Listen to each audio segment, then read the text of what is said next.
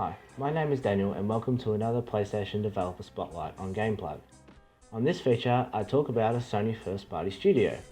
I'll talk about where they came from, what they're doing, and speculate on what they're doing next.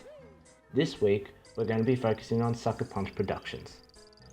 Sucker Punch Productions was established in 1997 and wasn't purchased by Sony until 2011. However, Sucker Punch did exclusively make games for Sony since 2000.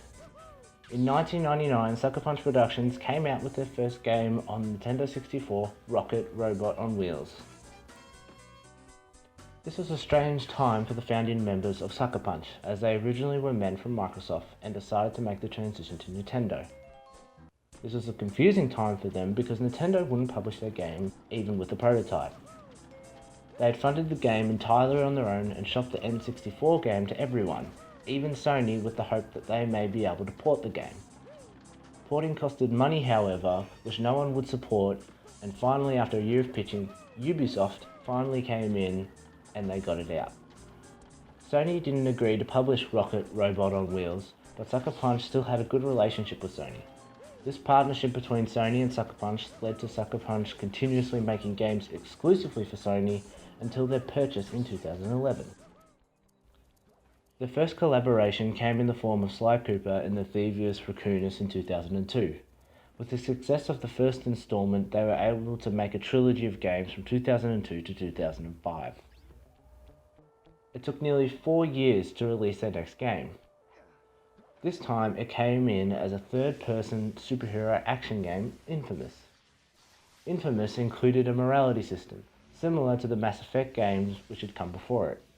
It had enabled a player to be gifted with superpowers and gave them the choice whether to be a hero of the story or an anti-hero set out on killing the people responsible for his abilities. After the success of Infamous, they made the sequel 2 years later in 2011.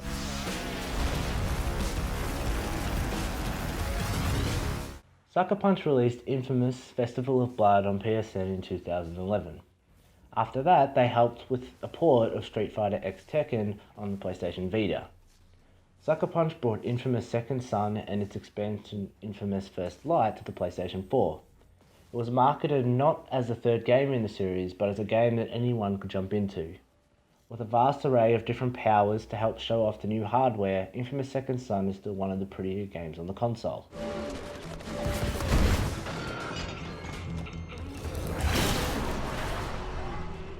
Sucker Punch has no games announced as of yet, and with their production schedule, it seems like they're very early in the production process.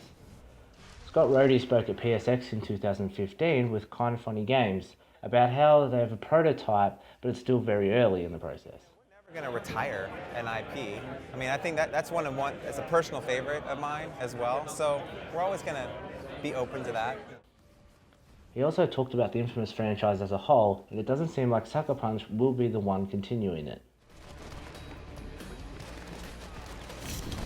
Don't expect to hear anything from Sucker Punch until at least 2017.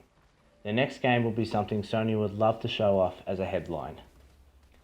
Thanks for watching this Gameplug Developer Spotlight, and be sure to come back and watch more over the coming months.